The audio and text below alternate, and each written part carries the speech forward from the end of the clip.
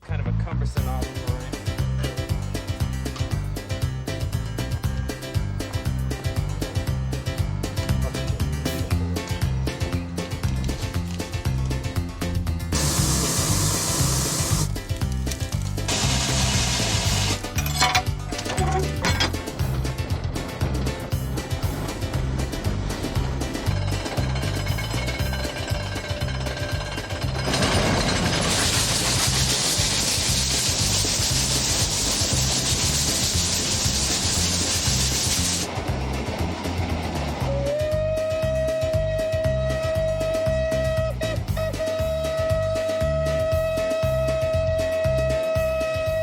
Welcome aboard America's Historic Steam Railroads. Hello, I'm Bob Shriver, and today we're going to visit 3 very unique steam railroads in the state of New Hampshire. These railroads are situated in the beautiful White Mountain National Forest, with the White Mountain Central Railroad located at Lincoln, the Mount Washington Cog Railway at Bretton Woods, and the Conway Scenic Railroad located at North Conway.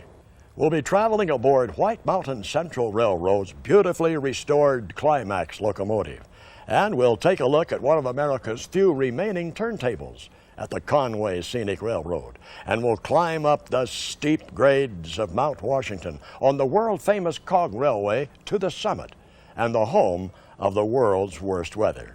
Sit back, relax now, and enjoy the next half hour of America's Historic Steam Railroads. Yeah, it's right up top there. Before our trip up Mount Washington, our crew services the train and locomotive, making sure the windows are clean and the locomotive has been properly lubricated.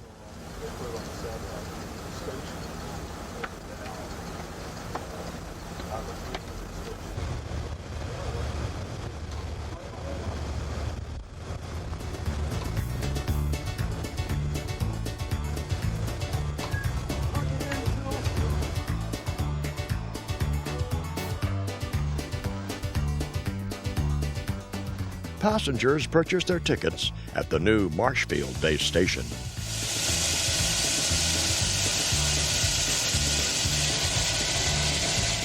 After each trip up the mountain, the locomotive is back down to the coal tipple,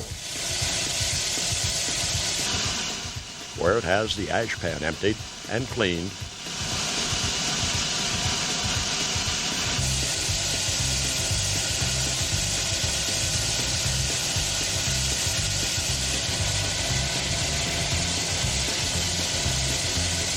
The tender receives a new load of coal.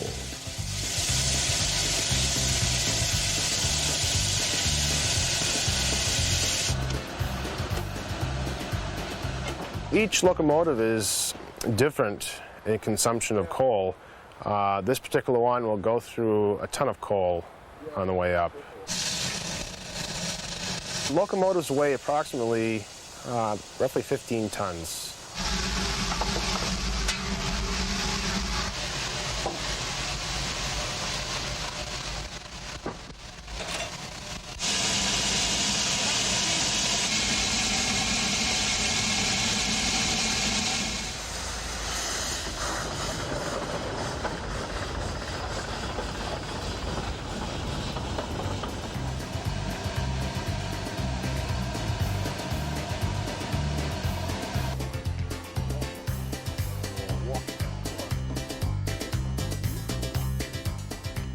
The trip takes roughly an hour and 20 minutes to get to the top. We give you some time at the top and an hour and 20 down for a total round trip of about 3 hours.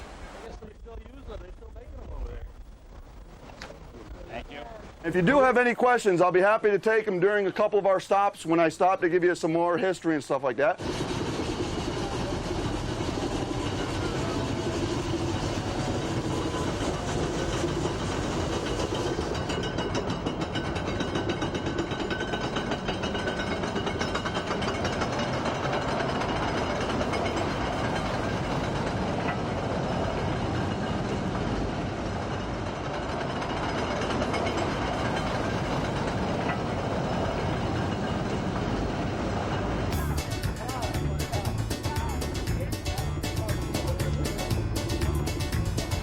the late 1800s, passengers arrived at the base station in stagecoaches for a grand trip up the mountain. Old Pepper Sass is seen here on the mountain. And now the locomotive enjoys the view of Mount Washington from its display position at the base station. The vertical boiler soon gave way to the current style of locomotive with the horizontal boiler that we see today. Old Pepper Sass was used from the very beginning in the actual construction of the railroad, as seen here on Jacob's ladder trestle. In order for workers to get down off the mountain faster than the 3 miles per hour of the train, they invented a wooden sled nicknamed the Devil's Sled.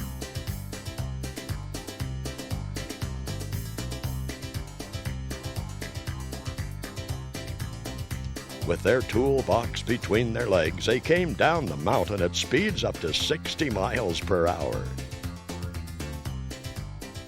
And it was not uncommon to come down in groups. Changes to the ratchet on today's railroad now prevent the Devil's Slides from being used for obvious safety reasons. We're at our Womback tank. This is where we're going to take on some additional water. We do need the 1,000 gallons I'd mentioned before, but our tender only holds about 600. We're about a third of the way up, so we'll go ahead and top off the tank, and this will last us until we get up to the top again.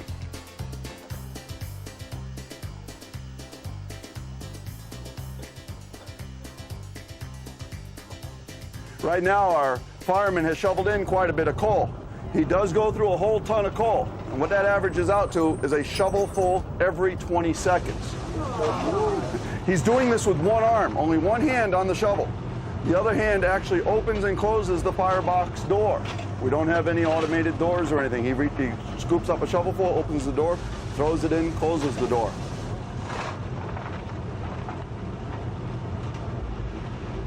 We get up a little bit further, we're going to come to a little red house. It'll be right here on your right-hand side. We call it the engineer side. That's our halfway house. It is built perfectly level. We will be climbing at 25%. By building this house level, it lets you visually get an idea of how we're climbing. Jacob's Ladder is our steepest climb. It's the second steepest climb of any cog railway in the world. That is 37.5%. Basically what it means is on this particular coach we're riding, that front seat is going to be 14 feet higher than the back seat. Not only will we be going up at 37.5%, we will be 30 feet off the ground on a trestle, and we'll be going around a slight curve.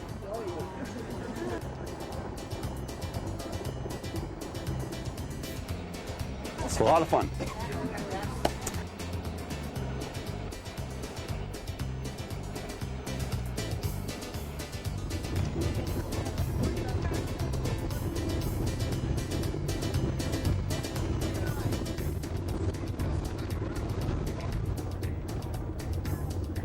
It's best to remember that the weather can change quickly on the mountain that is known for the world's worst weather.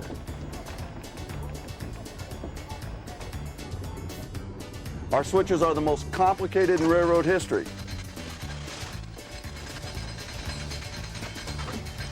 They have 9 moving parts. Each part has to be moved by hand. That's the job of the brakeman.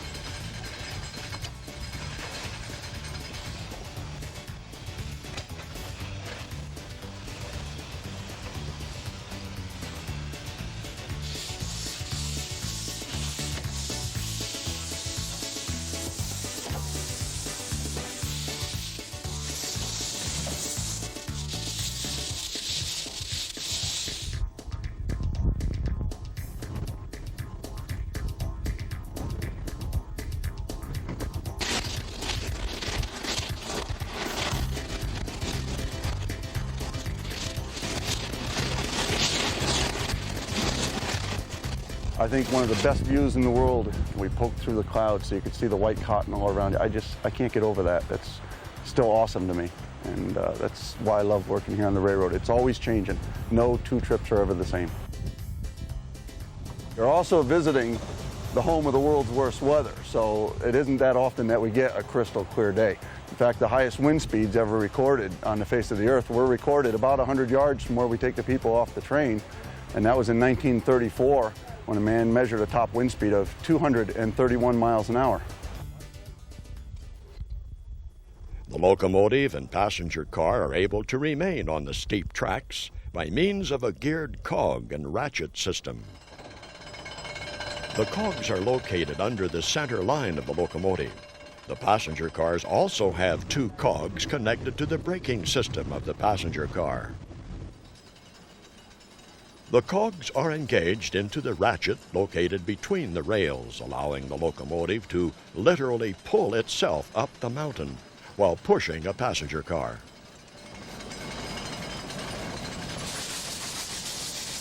The first locomotives were built with a vertical boiler that pivoted to allow for changes in the grades on the mountain, so that the boiler would always remain upright. Today's locomotives are constructed with their boilers tilted to 25 degrees on the locomotive frame, allowing the boiler to basically remain horizontal on the average 25% grades of the mountain. The locomotives have wheels like most locomotives, except that they do not provide any tractive power. They merely keep the locomotive on the tracks. The tractive power comes from the center line cog gear that engages into a ratchet placed between the rails. Each locomotive has two driving pistons on each side. The drive shafts power a set of gears connected to the center cog.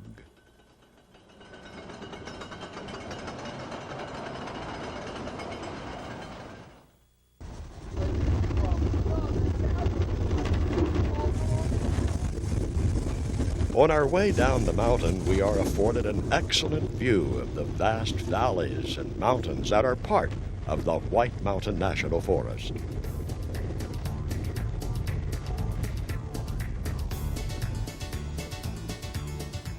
As we're coming down the mountain, the engineer sets his speed by an air valve, and that controls the compression of the locomotive. And the brakeman also has capabilities of braking, and he maintains the constant rate of speed on the grades by applying his brakes.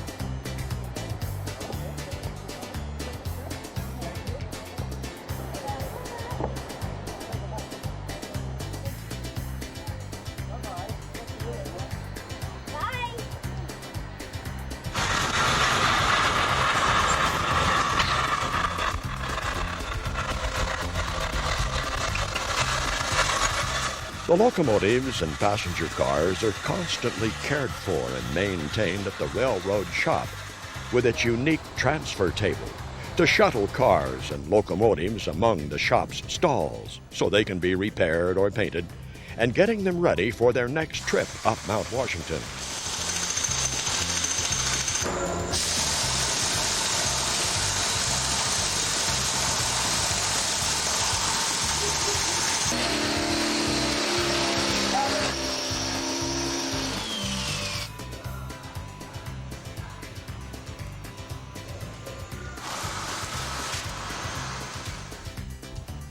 Mount Washington can be seen from our next railroading tour, the Conway Scenic Railroad.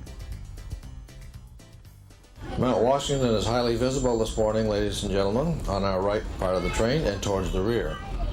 Mount Washington is the highest peak north of the Carolinas and east of the Mississippi, 6,288 feet in elevation.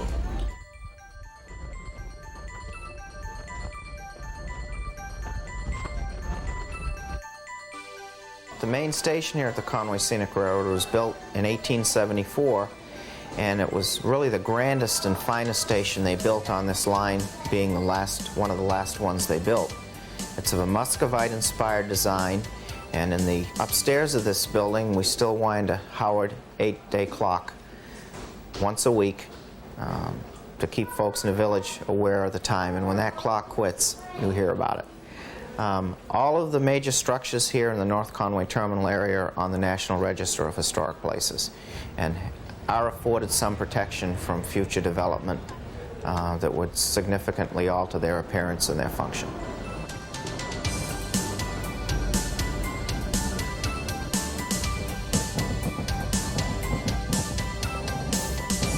The 7470 is our only active steamer at this time.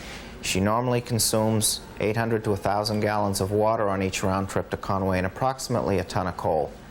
We burn a mixture of anthracite and bituminous to keep the emissions down and also to provide a nice hot fire for which to provide the steam. The 7470 over this past winter has undergone a major overhaul. We've rebored all pistons and valve liners. We've are in the process of installing new rings on the pistons.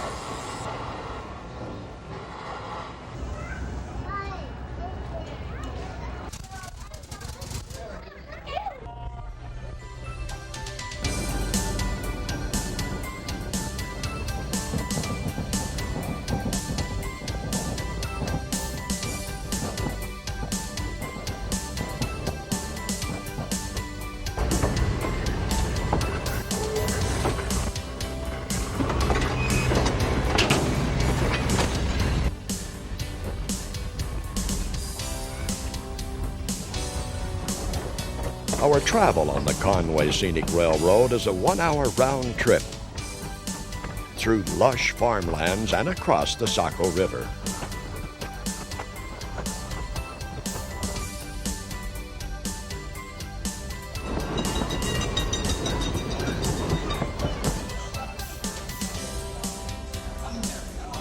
We're now starting to cross the Saco River, one of the major rivers draining the Mount Washington Valley watershed.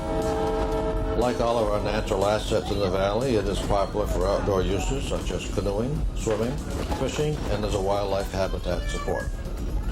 On our left, as we cross the river, towards the left bank of the river, is a pool that is usually very clear, and trout can sometimes be seen basking there.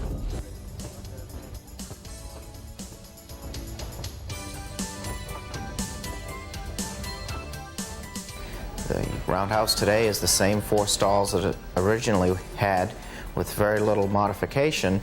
2 of the stalls are winterized, and we do all our winter inside work in those stalls. The other 2 stalls are basically used for coal storage.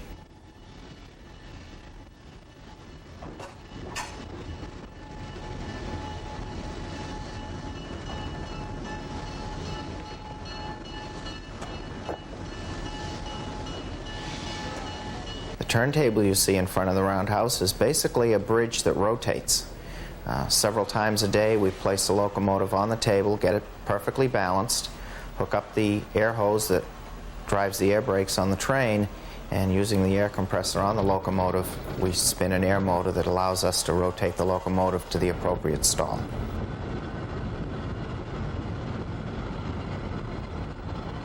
Not everything you see on the property here at the Conway Scenic Railroad is owned by the folks that run the company. We have several pieces of equipment on display that are owned by the 470 Railroad Club in Portland, Maine, and we also have several cabooses that are in private hands. A good majority of this equipment has been restored to operating condition and had been refurbished to the point that they provide nice displays for the folks to see how things used to be. Several of the wooden cabooses are in excellent condition. It's our goal and mission here to provide an environment where young and old alike can experience the smell of smoke from a steam locomotive, ride behind a steam locomotive, and we pretty much are trying to preserve a 1940s, 50 era operation for the benefit of everyone. We are a privately held corporation, and we survive entirely upon ticket revenue, purchases in a gift shop. We've been here 20 years, all of them profitable through the dedication of a lot of people that want to see railroading as it was in that era survive.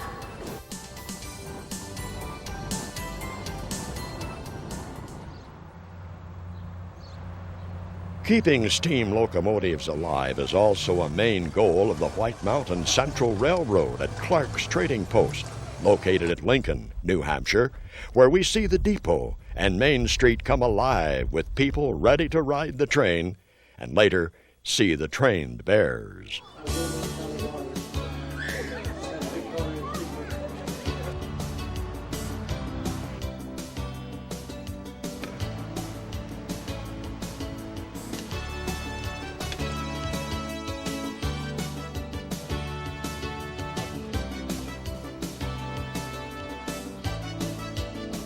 The Climax was built in 1920 in Corey, Pennsylvania, designed primarily as a logging engine.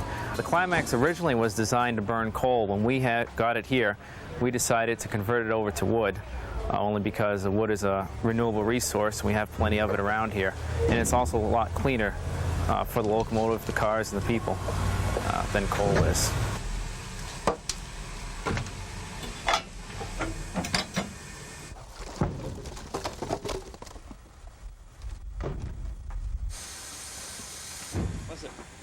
Gives the people something to watch.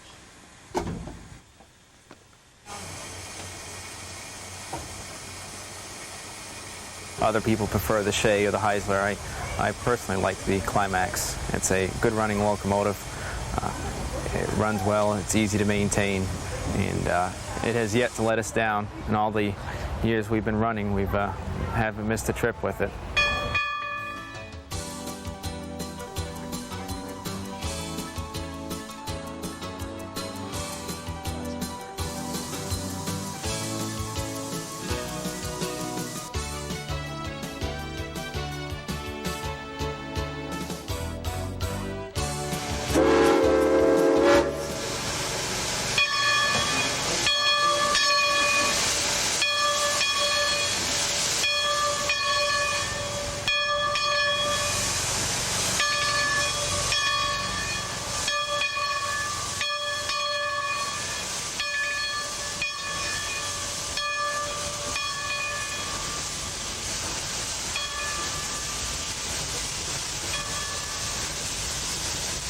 The Climax is a geared locomotive with an inclined piston driving a transverse shaft, which is geared to a center-line drive shaft that in turn drives each axle through bevel gears.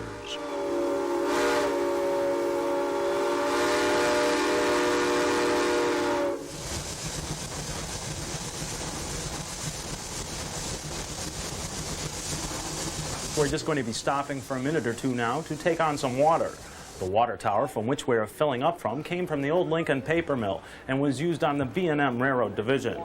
Presently at this time we will be filling up with roughly 200 gallons of water, and during the course of the day the locomotive will consume about 600 gallons of water, and we will burn roughly a half a quart of wood. The covered bridge which you are about to go through is a Howe truss covered bridge and was built in 1904 and is rated for 200 tons. It was painstakingly disassembled piece by piece and reconstructed here on the grounds back in 1964 and is one of the few remaining Howe truss covered bridges left in existence in the world today.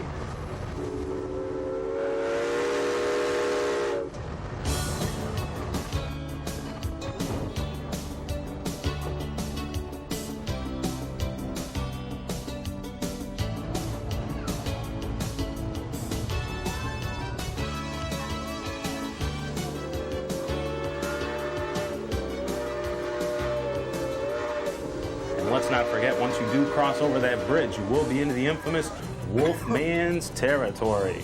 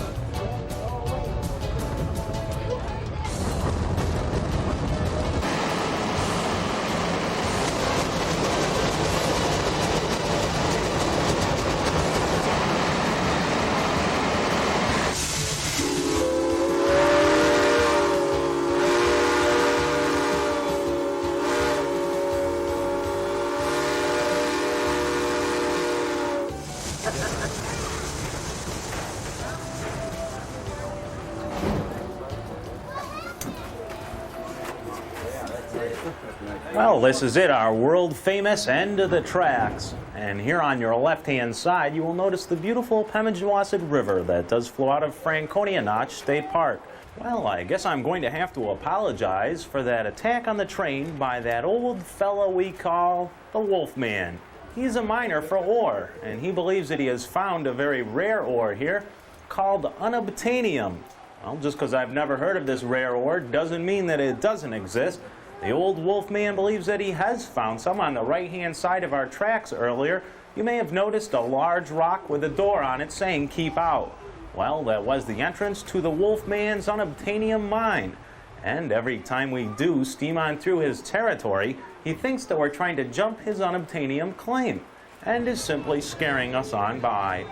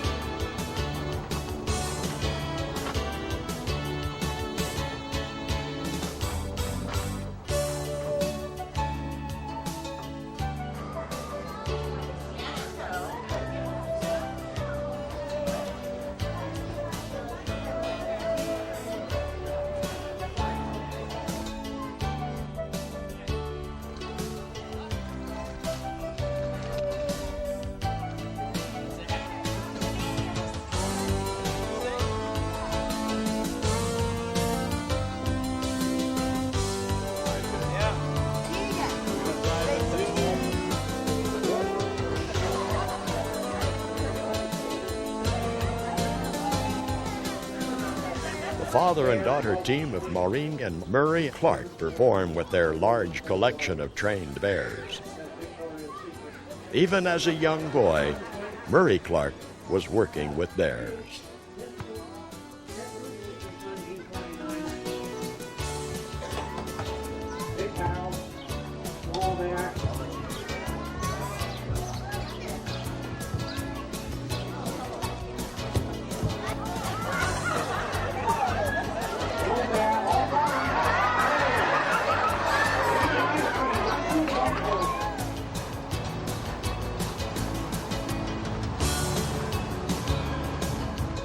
We hope you have enjoyed your trip on 3 of New Hampshire's outstanding railroads, and we look forward to seeing you again on America's historic steam railroads.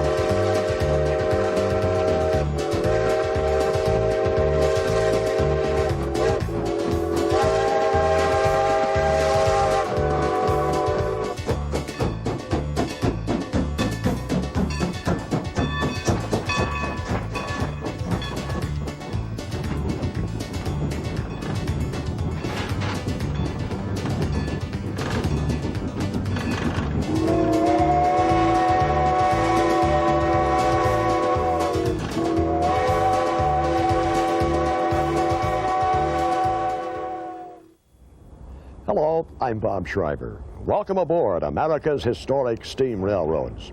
Today we're going to visit one of the oldest and busiest historic steam railroads in the United States. In the southeast corner of Pennsylvania, just west of Philadelphia, we find the town of Stasburg. It's here in 1832 that the railroad was chartered, and the line that runs through the Amish countryside was born. The people that operate this historic railroad today take great pride in the restoration of some very old passenger cars, boxcars, tank cars, and of course, the mighty historic steam locomotives. When passengers ride on these trains, it's like turning back the calendar to the turn of the century. Let's meet some of these people that help preserve our rich heritage on America's Historic Steam Railroads.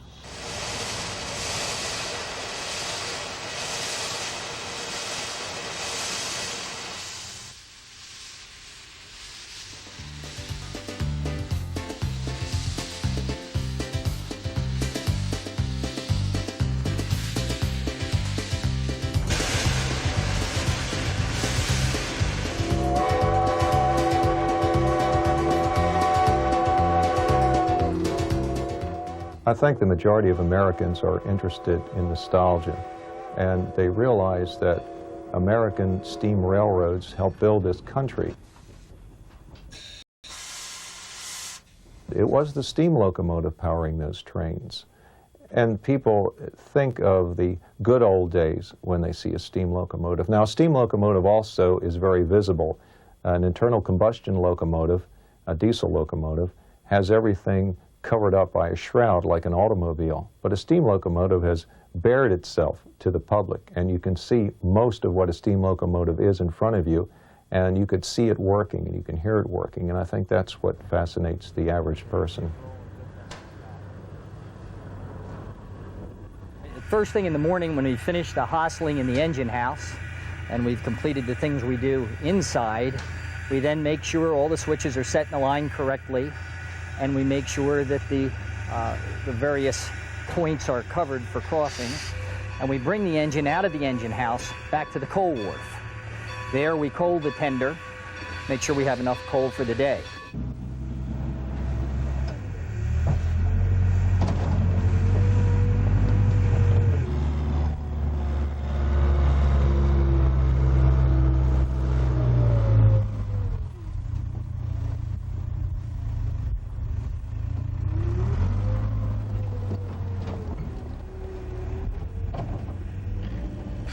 When we're done that, we go back to where the ashes should be removed from the ash pans. And we remove the ashes back there and complete cleaning the fire. Then the fire is finalized for the trip during the morning, and that's about it on the ash track. Then when we're completed with that and we finish, we take it out and go up to the main line, the beginning of the main line, up an incline. And we run the locomotive a little bit hard to blow out the front end of the locomotive and to clean out any matter that may be blocking the drafting for the day. It makes the engine fire better throughout the day. Then we bring the engine back to the location where you see it now, and we complete our daily chores.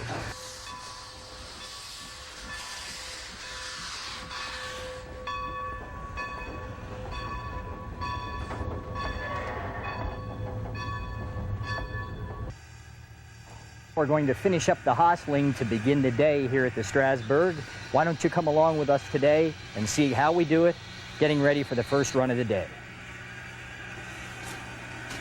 Okay.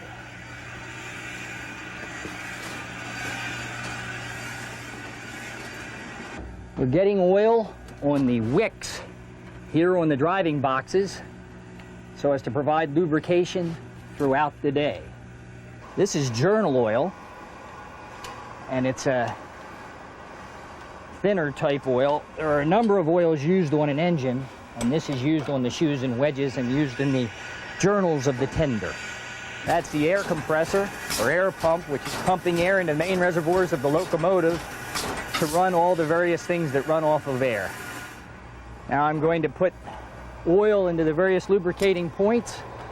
We don't want to do this too early on a very hot day as today, because the oil tends to get thin and run out of its lubricating points.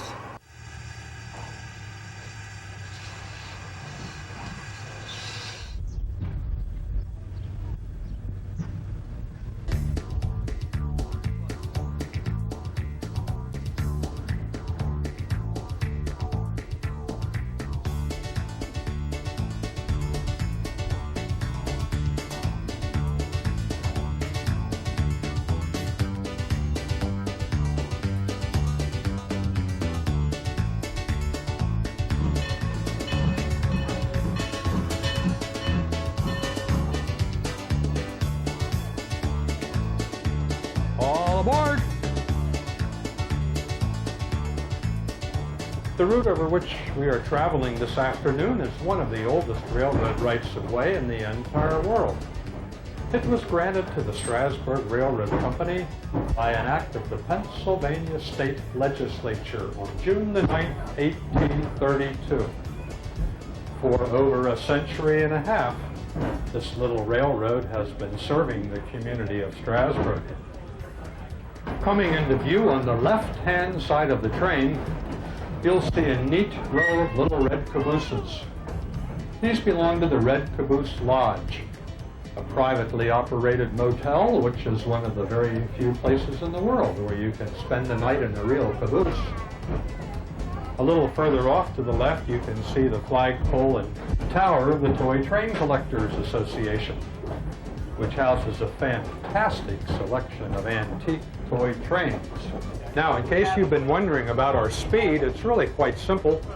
The oldest timetable we ever found for our line was in the Lancaster Inland Daily on December the 2nd, 1851. We still follow that same basic schedule today. So if you ever wondered just how fast great-great-grandpa traveled here on the Stasburg, well, this is it. We try to keep it under 80 miles an hour at all times. We have to ask you to avoid the temptation of jumping off and running ahead of the locomotive. That just infuriates the engineer, and it makes him a little mad too. The large buildings coming into view on the left-hand side belong to the Espenshade Turkey Farm. It's believed to be one of the oldest turkey farms in the country. Has been in the same family for about 8 generations. This area of Lancaster was settled in the very early 1700s. Route 741, running parallel to our tracks off to the right, the road that you took into our station today, was originally a Conestoga wagon trail, opened about 1710. It led from Philadelphia to the Indian outpost at Carlisle, just west of Harrisburg. Cherry Hill is next, Cherry Hill. This is the largest suburban stop on our line.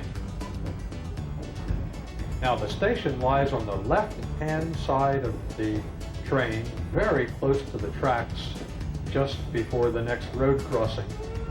Now, I'll admit it will probably look a bit small to you, but that's because of the high rate of speed at which we go by. And try not to miss the sign on the station. The sign reads population 17, more or less. That means more when we get there, a lot less when we leave. The passenger cars are basically wooden coaches. These coaches were in fairly poor shape when they arrived.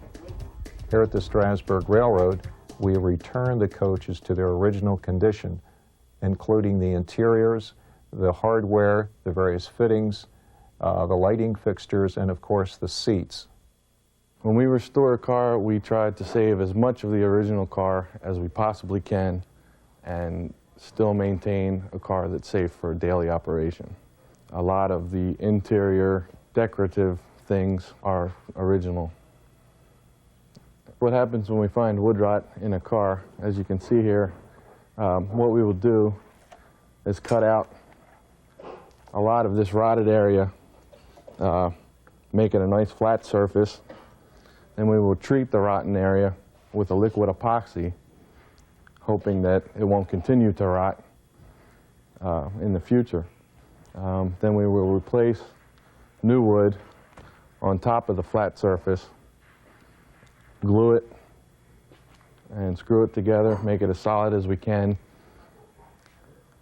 And we also are in the habit of painting everything to seal the water. We're very fortunate to have the skilled and the dedicated employees that we have at Stasburg. We're very fortunate to have that kind of employee here at the railroad, because that's really what makes all of this possible. Skilled employees that are dedicated to the preservation of railroad equipment.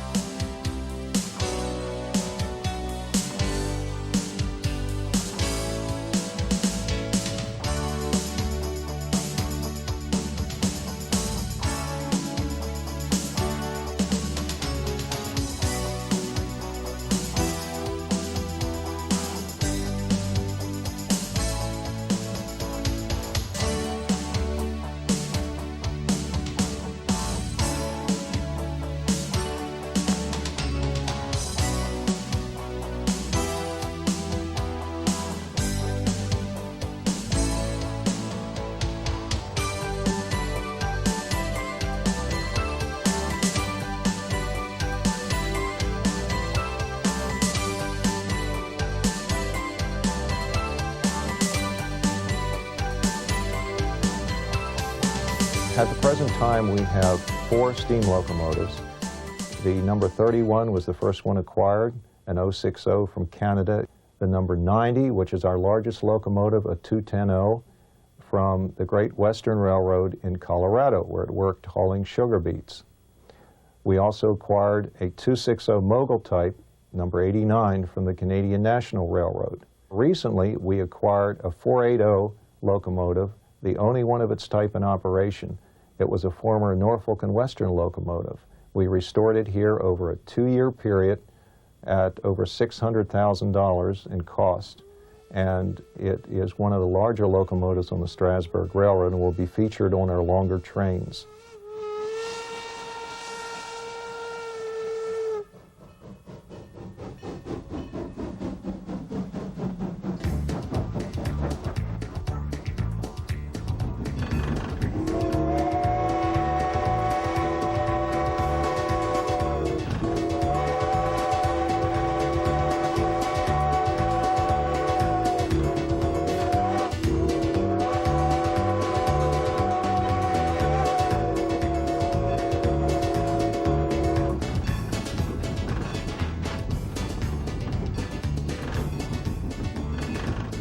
Now, for the past few miles, we've been traveling through what is commonly known as the Dutch country, the fertile farmlands of the Plain people, the Amish, the Mennonites, and the Dunkers.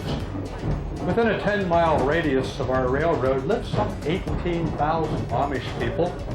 They live a very peaceful and quiet life of hard work and deep religious devotion, exactly as their ancestors did when they arrived here about 275 years ago from Germany, Switzerland, and portions of France. The big farm coming into view in the valley off to the right is a typical Lancaster County Amish farm. Neat, clean, but very plain. No carpets, just a few curtains upstairs. No radio, television, or telephone. In fact, no electricity.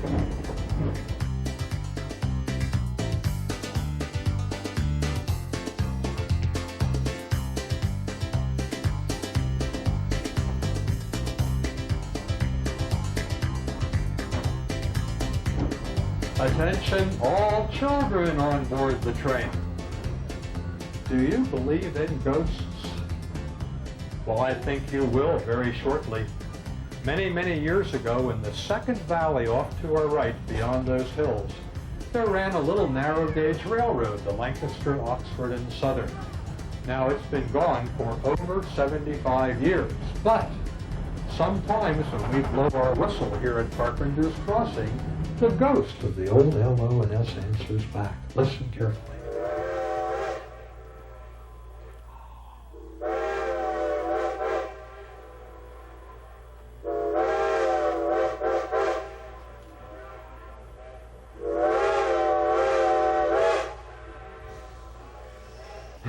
No, folks, you just think that's an echo. Actually, we pay that old ghost $27.50 a day to sit over there and do that for us.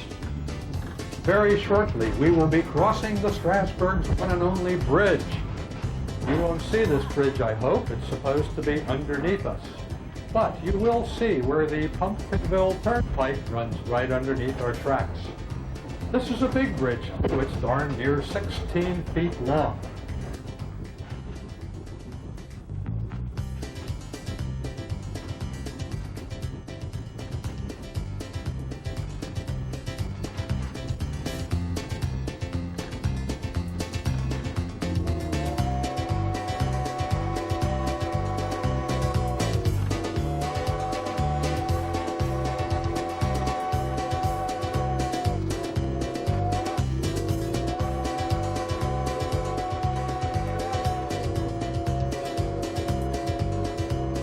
Lemon Place Junction is next. Lemon Place Junction, where the main line of the Stasburg meets the main line of Amtrak and Conrail. A short distance ahead, our tracks will curve sharply to the left, and we'll come alongside the main line running between New York and Chicago. The famous Broadway Limiteds pass by here daily, running between those two cities.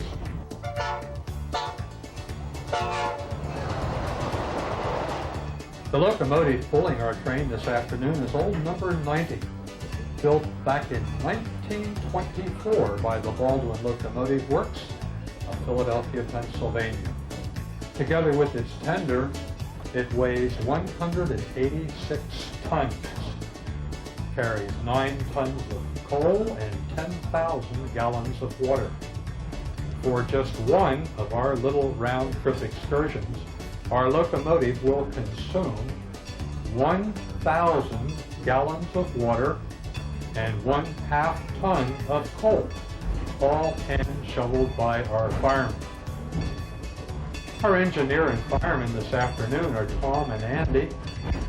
In just a moment, we'll be uncoupling the locomotive from the front of the train. It will be passing right by us on the interchange track. Have your cameras ready to couple up at the other end for the journey back to Stasburg. Now, as old number 90 goes by, let's give our engineer and firemen a great big wave, yell, and cheer. They deserve it. They love it. And besides, if we don't, they just might possibly forget to pick us up and take us back to Stasburg.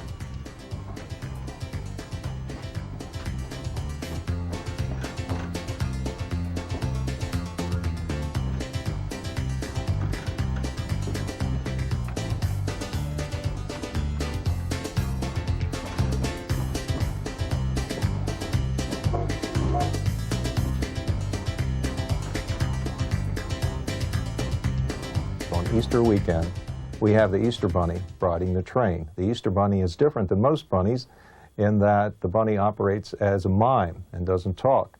Goes to the coaches, greets the children, gives each child a candy treat, and poses for pictures. It's very, very popular. At Christmas time, on the weekends preceding Christmas, Santa rides each train. He goes through the trains just as the Easter Bunny does, greets the children and gives them a candy treat, and poses for pictures. Very, very popular here in Lancaster County. And one of the reasons is because the parents don't have to stand in line. Santa comes to them. All they have to do is ride the train.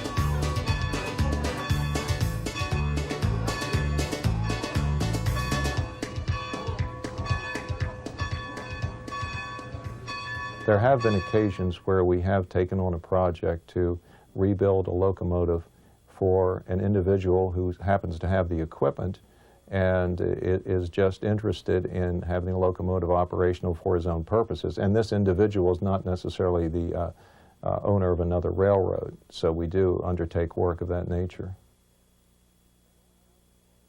If we don't have the parts and can't trade someone for the parts, we use a lot of things for barter. It's typical of this industry. Then we have to make our parts.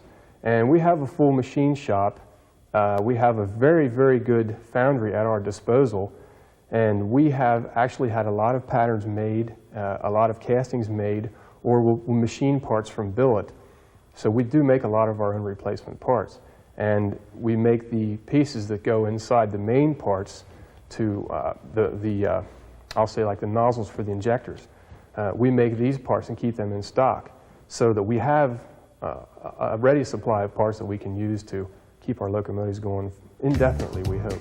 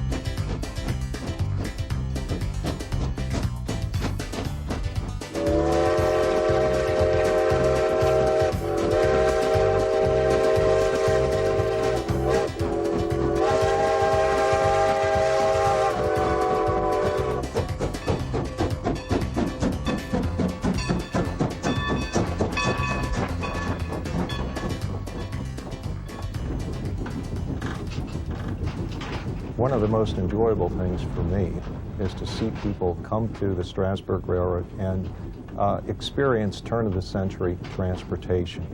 It's one of the few types of historic displays or museum-type situations where the people can actually experience part of history.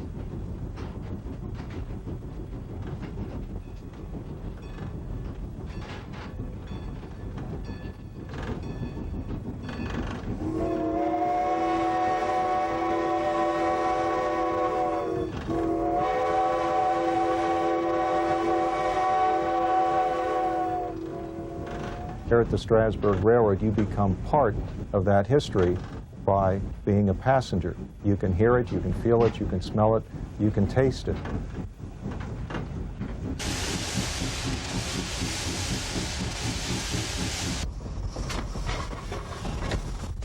You get a real experience that takes you back to the turn of the century. And that's what we're trying to do. We're trying to preserve this historic equipment, and we're trying to give people a feel for what it was like. So that's what I really enjoy here at the railroad.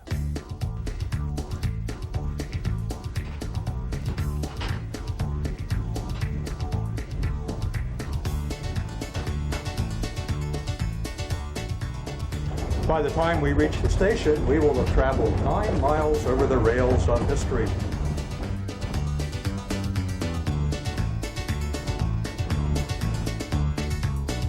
We hope you have enjoyed this view of the Stasburg Railroad. And when you do come to ride on the railroad, be sure to allow enough time to visit the Pennsylvania Railroad Museum with its many railroad artifacts. And of course, the main hall with its great collection of locomotives. And it's located just across the street from the Stasburg Railroad Station. With such attractions as the Caboose Motel, the Choo Choo Barn, the Toy Train Association Museum, the Stasburg Railroad. The immediate area of Stasburg, Pennsylvania is a rail fan's delight.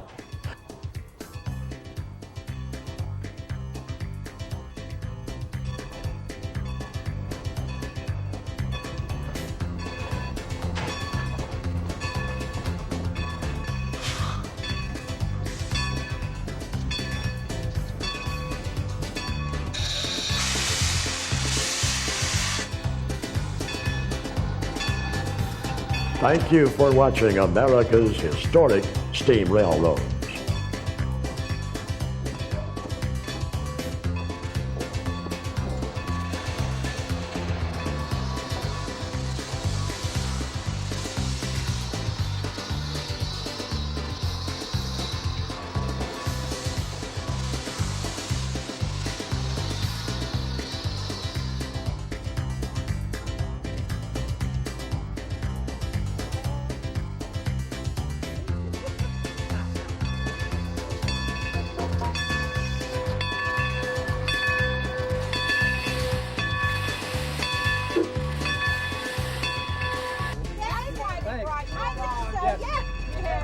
Enjoyed it, thank you.